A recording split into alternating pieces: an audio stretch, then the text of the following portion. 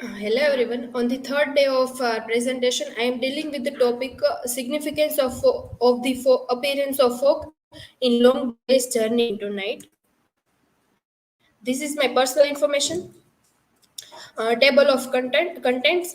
So first introduction, then about author, then theory of symbols, north of Fry, then significance fog in literature, in Bleak House and Heart of Darkness, then significance of the fog in long days journey into night, then conclusion and work citation. So, fog in literature is often mysterious, unpredictable, and a little scary. It comes out of nowhere without much of a warning and moves on, leaving the characters of a piece of writing in awe as they wonder where it is going next. There are, in fact, many things related to the characters which are wrapped up in the fog. Fog in the long day's journey into night is used as an important symbol. According to Northrop Frye, symbol is used to mean any unit to any literary structure that can be isolated for critical attention. This includes everything from the letters a writer uses to spell his words to poem itself as a symbolic reflecting the entire poetic universe. Eugene Gladstone O'Neill was born in October 16, 1888 at New York, US and died in November 27, 1953 at Boston. He was a foremost American dramatist and winner of the Nobel Prize of Literature in 1936. His masterpiece, Long Day's Journey into Night, is at the apex of a long string of great plays, including Beyond the Horizon, Anna Christie, A Strange Interlude, Ah Wilderness, and The Iceman Comet. Then Northrop Frye is most famous for his archetypal criticism, and he said so many things about the symbolism in literature. Here in my topic, there is the symbol of fog in Long Day's Journey into Night. So Northrop Frye says one thing about symbol and modern criticism, that simultaneous development of several different schools of modern criticism, each making a distinctive choice of symbols in its analysis. Then theory of symbols, North of Fry. The use of the word symbol, which means any unit of any literary structure that can be isolated for critical attention. A word, a phrase, or an image used with some kind of special references are all symbols when they are distinguishable elements in critical analysis. Even the letters a writer spell his word with form part of his symbolism.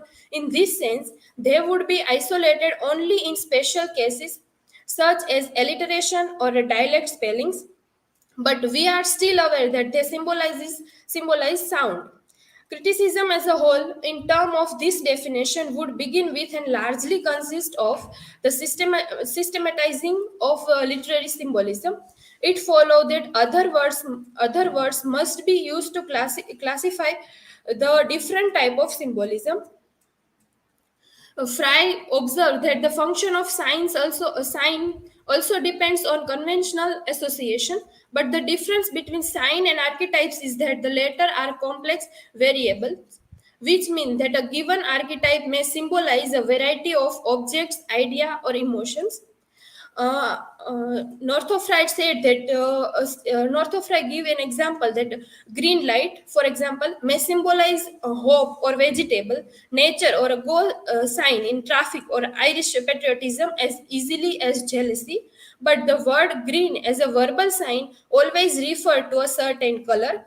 In this play, Long Day's Journey into Night, we find the fog, and the fog symbolize for many things like illusion, unclarity, confusion, and this is all this. And actually we will see the meaning of fog, then it is the only the form of weather. And Northrop also try to give the symbol of comedy, romance, tragedy, and irony and satire through weathers like spring as comedy, summer as romance, tragedy as autumn, and irony and satire as winter. So symbolic, in literature we could find the fog as a symbol, and this symbolic, we could find so many meanings like illusion versus reality, fog as uncertainty, fog as mystery, fog as confusion, fog as dreams, and fog as depression. In this work, Long Day's Journey into Night, fog is stand as uncertainty, confusion, and depression, and so many other things. If we see in the literature, then fog in Charles Dickens' Bleak House. Right from the start of the novel, we are introduced to a world where fog in impaired vision. If we come to this introduction already understanding that injustice involves a failure to see and respond, we realize immediately the power of Dickens' use of folk to image the utterly pervasive and damaging forces of injustice. Dickens depicts a city where vision is unavoidably impaired. For folk, by definition, obscure vision, and this fog is anywhere. Moreover, this fog has an aggressive character. It is both ubiquitous and traveling, groping and seeping into every nook and cranny of London. It also has a distinctive character. It trains the lives of the London dwellers, sneaking into their eyes and down their throats. We could also find the fog in Joseph Conrad's Heart of Darkness. Here, imagery of fog and mist is pervasive in Conrad's stories and in his thinking about the nature of art. Described in his preface to the Niggers of Narcissus, Heart of Darkness underlining the ways in which not only Marlowe and the tale's narrator, but the writer of the tale himself are alike protagonists in its particular descent into an attempt conquest of darkness. Conrad was aware of obscurities in this novel, brave attempt to grapple with the fogginess of Heart of Darkness to explain what I myself tried to shape blindfold. He began the story not with an abstract notion but with definition images, relying on their truth to convey the novel's idea. Five interpretation of this image has produced wide disagreement about the novel's idea, however, and varying view of its achievement. Marlowe's steamer is caught in the fog, meaning that he has no idea where he is going and no idea whether peril or open water lies ahead. We could find in this fog as darkness. Then significance of the appearance of fog in Long Day's Journey into Night. O'Neill's employs a literal image of fog in two places. First is Fog, published in 1940, and his other is A Long Day's Journey into Night, published in 1956, 3 years after his death. The image of fog never stand alone as a literal. O'Neill always places metaphoric meaning behind it. On the literal level, the image of fog is what readers expect, a weather condition that yield fuzzy vision and poor awareness of surroundings. On the metaphorical level, fog represent his characters' clouded state of mind and their search for a sense of meaning and truth in an otherwise chaotic life. Fog evolves from a symbol for inner conflict and animosity toward his family to a symbol for tolerance and acknowledgement of the irreversible state of all of their flaws. If we see at the opening of the play, Mary rises to look out the window and comment on the absence of the fog. This absent fog return and close in throughout the play as a sign both of Mary's clouded consciousness and of her desire to disappear from this sight of the others.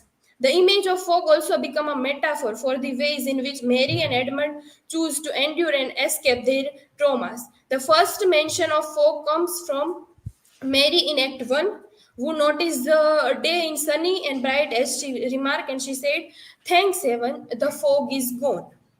The dialogue between the family members reflect this sunny day as humor and joking fulfill the scene. At the starting, there is the sunny day, there is no fog, and that's why we could find that the play is starting with happiness, and the every character are interjection with humor and joking. However, even in tone of playful banter, O'Neill hints at their troubles from the very beginning. Mary and James Tyron or a mother and father playfully argue about tyrant's snoring habit, and suddenly there is something wrong here starting. That Mary said, I do feel out of sorts this morning. I wasn't able to get much sleep with that awful foghorn going all night long. Immediately Mary comments attaches a feeling of anxiety to the fog, which signifies its imminence, if not its dangerous connotation. As the play progresses, the fog returns and grows thicker, and both Mary and Edmund become increasingly aware of their traumas. We find that the impact of fog is mostly seen in two characters, Edmund and Mary. Tyrone and James Tyrone Jr., O'Neill's father and older brother, respectively, are not as perspective of the fog and its depth.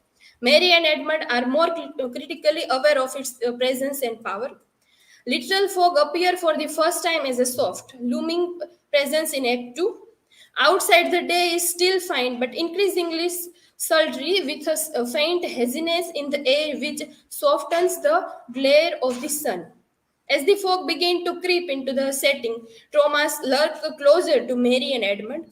In Act 3, it begins with dusk is gathering in the living room, and an early dusk due to the fog which has rolled in from the sound and is like a white curtain drawn down outside the window.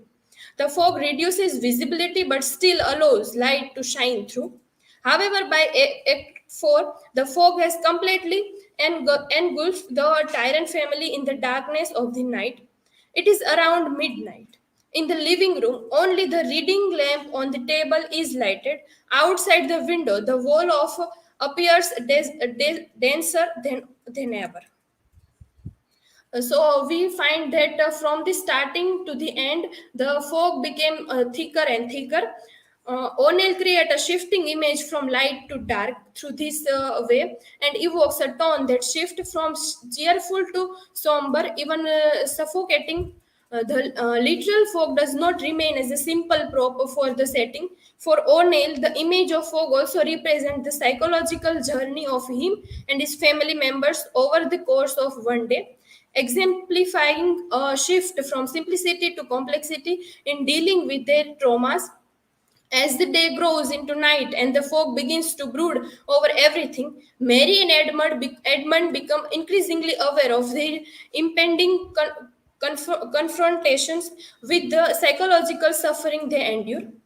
Likewise, Mary and Edmund are also utterly lost in the depth and complexity of their psychological affairs. Adrift in her oppressive addiction, Mary cannot reverse her state of tragedy, while Edmund uses fog as a false means of escape, climbing to a hopeless hope, and comes to realize he must accept his family in their calamitous state.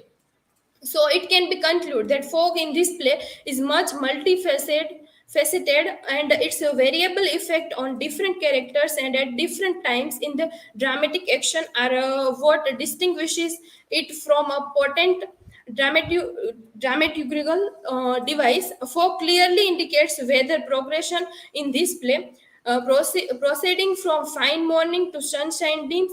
This progression culminates in the dense fog dark early and the dense fog black night as the play moves forward toward its end.